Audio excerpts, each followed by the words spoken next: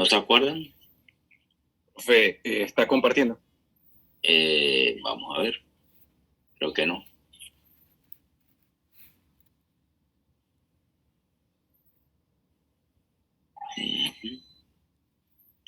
Ahora sí.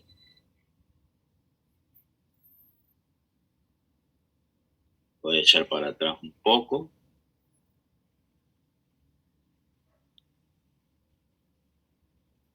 Me dicen que sí habíamos visto esto, transferencia de calor, los mecanismos, el ultrasonido para generar calor. No sé si con ustedes di ya radiofrecuencia térmica. Profe, ahí vamos. Por ahí, ¿verdad? Me parece que íbamos por ahí.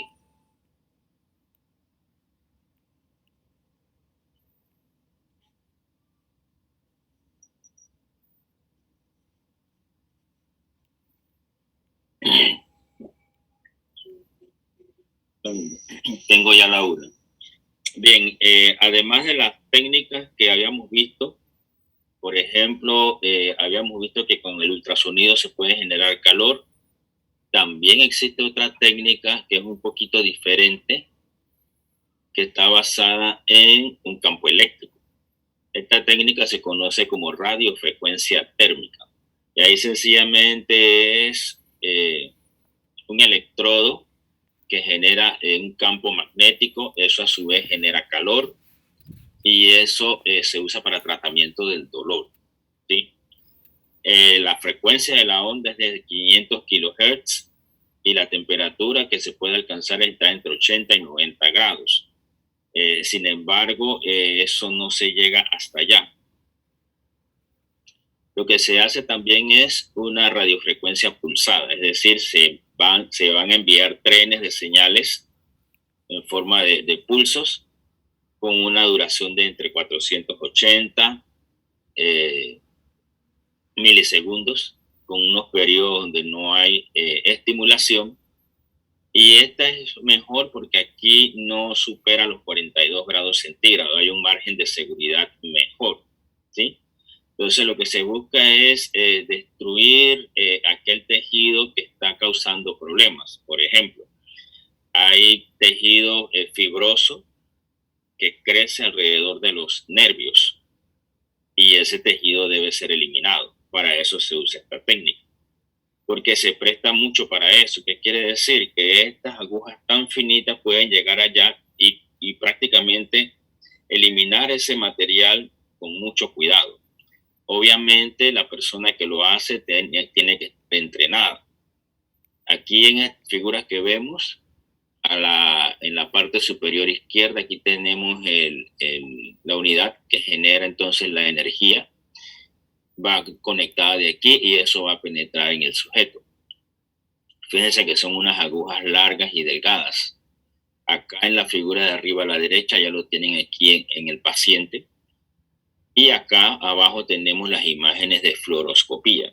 O sea que esta técnica es asistida con otra técnica adicional que es la fluoroscopía.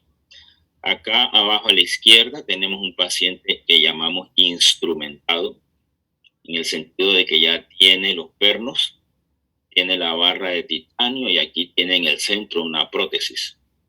Y fíjense que estos hilos que ustedes ven aquí bien finos son las agujas, son unas agujas bien finas. Entonces ese método tiene esa gran ventaja de que puede penetrar profundamente en los tejidos y los puede ir eliminando, especialmente tejido de tipo fibrótico. Esta fotografía que vemos aquí es local, esto es aquí en el Hospital Nacional, ¿verdad? Entonces lo que tienen que saber muy bien es neuroanatomía, anatomía, y para margen de seguridad para el paciente, ¿verdad? Aquí está la aguja, aquí puesta aparte.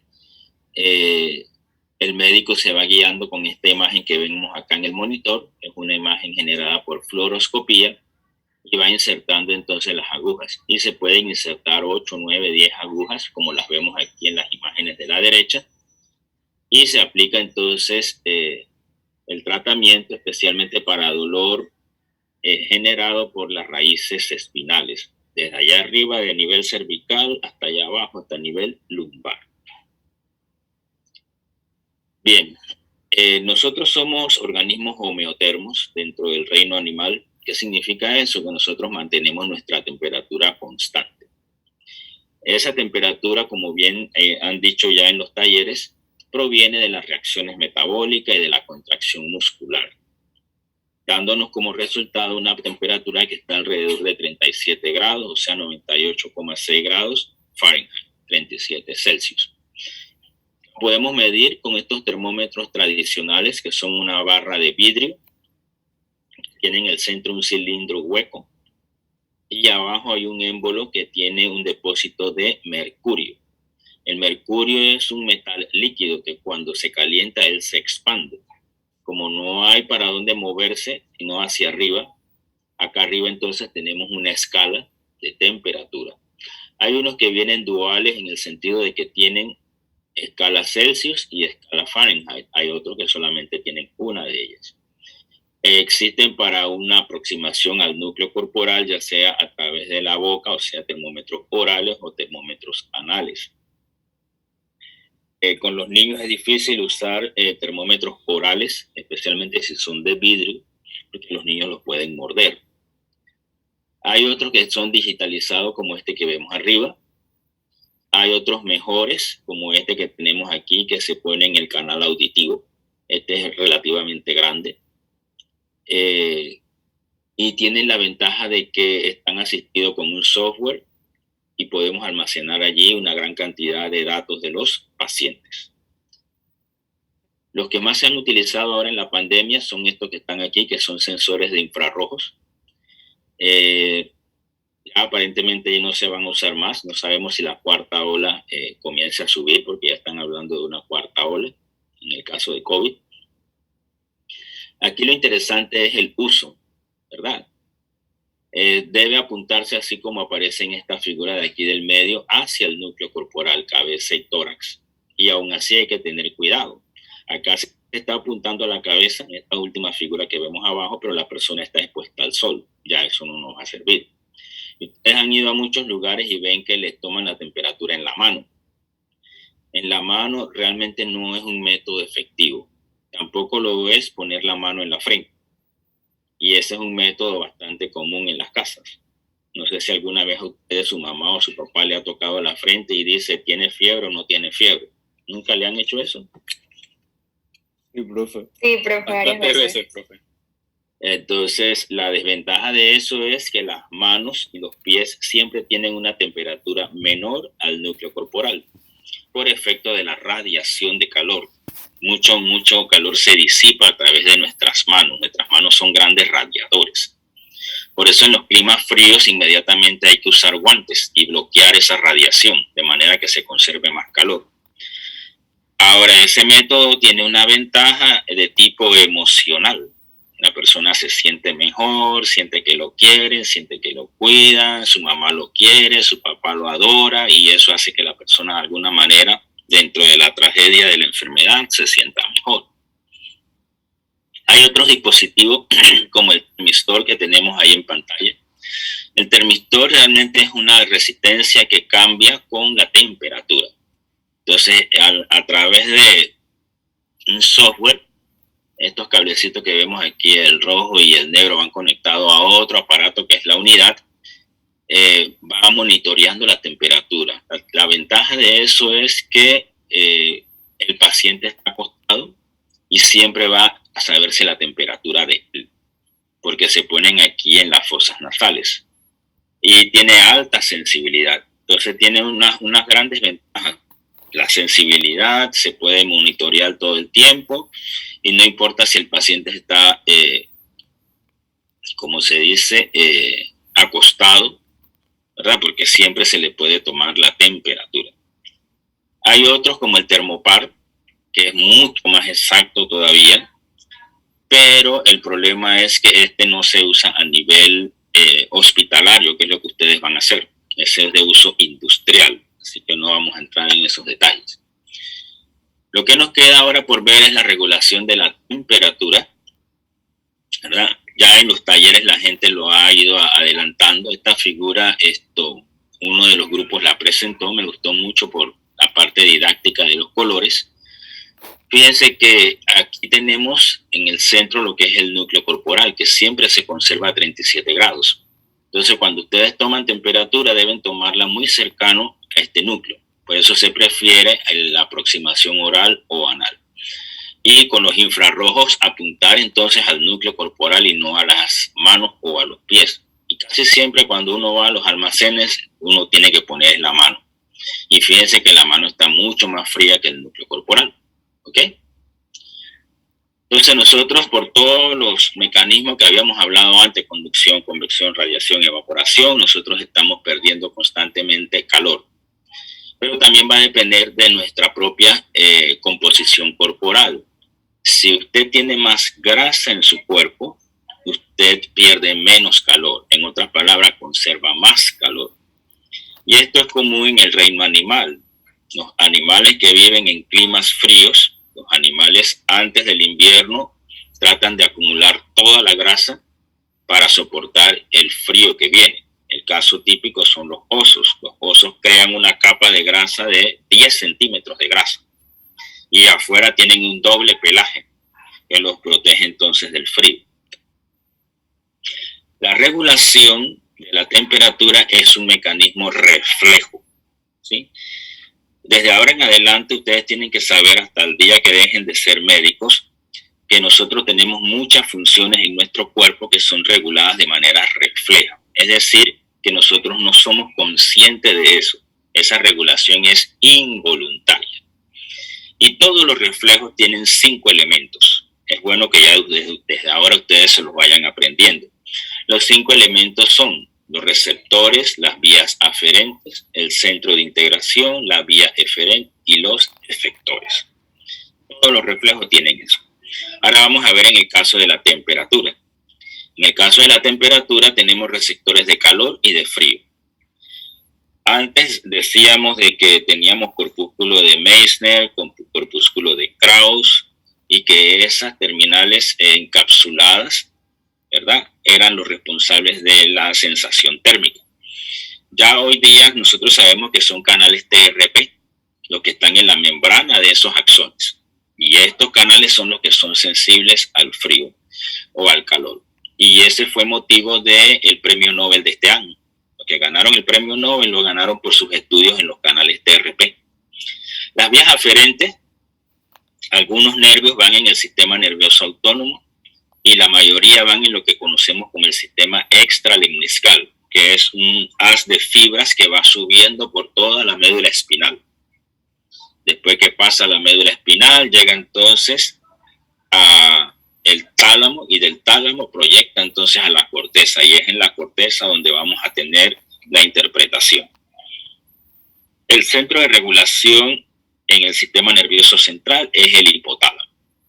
El hipotálamo está en el diencéfalo. Por ahí vamos a ver una figurita que nos van a ayudar un poco.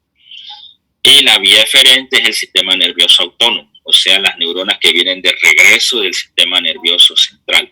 ¿Hacia dónde van? Que son los efectores: glándula sudorípara, músculo esquelético, vaso sanguíneo. Esos son los 3 grandes efectores. Y lo vemos en este diagrama. Este diagrama lo podemos comenzar donde uno quiera. Por ejemplo, si nosotros tenemos que estamos en un lugar muy caliente, ¿verdad?, nuestro cuerpo gana calor y nuestro cuerpo no puede irradiar hacia el exterior o hacia el ambiente de manera efectiva porque el gradiente de temperatura es más bajo, o sea que la temperatura se acerca más a la de nuestro cuerpo. En ese momento comenzamos aquí, aumento de la temperatura corporal. Si se calienta nuestro cuerpo, eso va a ser captado, eso va a excitar una parte del hipotálamo, que es el hipotálamo anterior, que es sensible al calor. En este corte sagital del encéfalo que vemos aquí, el hipotálamo está aquí en esta pequeña manchita que señala la flecha. Está por encima de la hipófisis, que es esta pequeña estructura que vemos aquí.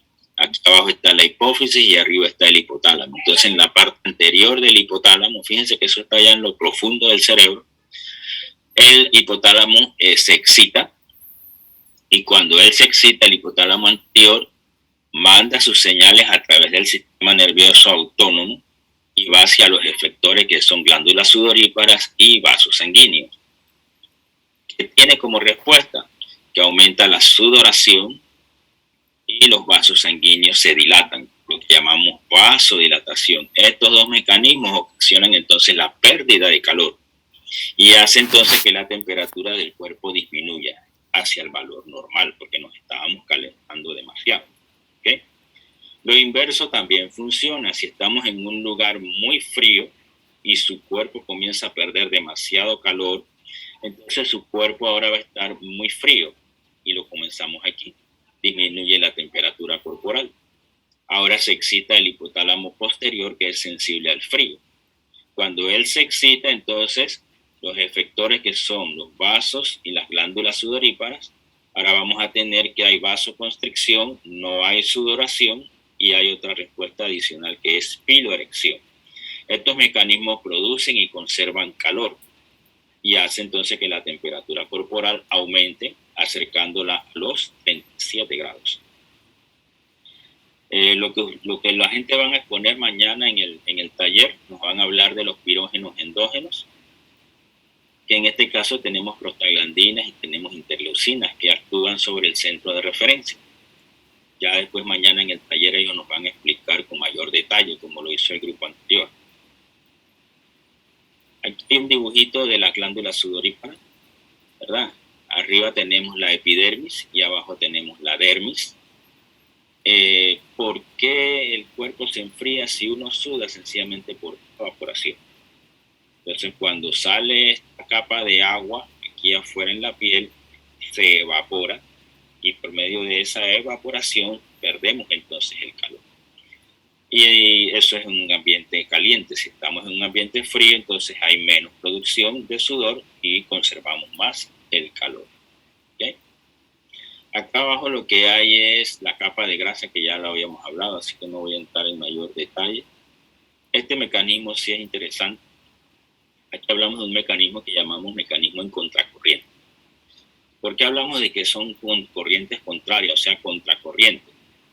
Aquí arriba lo que tenemos es la piel y la sangre que va hacia la piel, que está en la parte aquí roja, aquí están las flechitas. Y cuando llega hacia la superficie de la piel, esa sangre irradia calor al ambiente. O sea que la sangre se enfría. Y luego ya va a regresar con una temperatura menor. Ese mecanismo es muy efectivo en las extremidades. Por eso es que nosotros sabemos de que se pierde mucho calor a través de las manos. Entonces, en clima frío hay que utilizar guantes. Eso le llamamos perfusión en el lecho cutáneo. Esa perfusión en el lecho cutáneo entonces aumenta en ese momento si tenemos mucho calor. Lo contrario si hace frío. Entonces, si hace frío, entonces va a haber vasoconstricción, no llega mucha sangre a la superficie de la piel y entonces retenemos más calor nosotros. Estamos en una situación de frío. Puede haber en un momento dado una situación donde no haya un cambio de temperatura ambiental importante, pero ocurra la vasodilatación y la pérdida de calor. Y eso lo vamos a ver en el ejercicio físico. Si la persona comienza a ejercitarse, el trabajo mecánico genera calor y aumenta entonces el flujo sanguíneo hacia el lecho cutáneo. Si la persona es blanquita, ustedes van a ver que con el ejercicio se le pone la piel roja. Y es por eso, porque ahora llega más sangre a la epidermis y comienza a irradiar más calor, aparte de que también está sudando más. Y de esa manera pierde el calor que estaba produciendo por el efecto mecánico del ejercicio. Lo único que nos faltaba era la curva que vemos aquí. Esta curva de nuevo la van ustedes a tratar allá en fisiopatología. Es la curva de regulación de la temperatura. Esta está en grados Fahrenheit porque se sacó de un libro en inglés. En este momento, la línea que está aquí celeste con entrecortada representa el cambio del centro de referencia. Antes de eso, al inicio tenemos aquí que el centro de referencia coincide con la temperatura del cuerpo, que es la línea roja. Así que no se diferencian una de la otra. pero por alguna razón, por ejemplo, una infección, ahora esos pirógenos hacen que el centro de referencia cambie a un punto superior. Y ahora el hipotálamo, entonces, esas neuronas comparan la temperatura nueva de este centro de referencia con la temperatura corporal que está acá abajo, y la interpretación es que el cuerpo está frío. Sin embargo, el cuerpo está a 37. Entonces ahora se ponen en marcha los mecanismos de producción y conservación de calor, ¿sí? Vasoconstricción, piloerección. El shivering significa tiriteo, esos escalofríos que uno le llama. Aumenta la secreción de adrenalina, y todos estos mecanismos hacen que la temperatura del cuerpo vaya subiendo, subiendo, subiendo. ¿Hasta dónde? Hasta alcanzar la nueva temperatura del centro de referencia, que está por encima de la temperatura normal. Y ahí estamos en lo que es la fiebre propiamente dicha. Luego, si la persona usted la trata con un medicamento antipirético, ¿verdad?, o un antibiótico, esos pirógenos disminuyen y la acción sobre el centro de referencia cae, y el centro de referencia vuelve de nuevo a su lugar normal. En ese momento, sabiamente interpreta que el cuerpo está caliente. Ahora se ponen en marcha los mecanismos de vasodilatación, de sudoración, y la temperatura del cuerpo rápidamente desciende. Yo no sé si ustedes han oído la frase que dice que suda la fiebre. ¿La han oído alguna vez? Sí, profe. Sí, profe. Entonces, cuando uno dice que uno suda la fiebre, uno está en esta parte de la curva, donde dice crisis hacia abajo. Y a veces es un mecanismo muy rápido. Ustedes de repente sienten que comienzan a sudar. Y cuando eso ocurre, perdemos gran cantidad de calor, y uno hasta se siente un poquito más liviano, ¿sí? Porque el estado febril hace que uno tenga los sentidos que llamamos embotados. ¿Embotado qué significa? Que nuestros sentidos no trabajan bien por efecto térmico. Y súbitamente cuando nosotros hacemos, cuando viene el efecto ese de cambio de temperatura por el centro de referencia y sudamos masivamente, esa sudoración, entonces todos nuestros sentidos comienzan a trabajar mejor y uno siente como que queda incluso un poquito más liviano, entre comillas, ¿sí? Bien, ese era el pedacito que nos faltaba. La verdad es que era poquito, hubiéramos terminado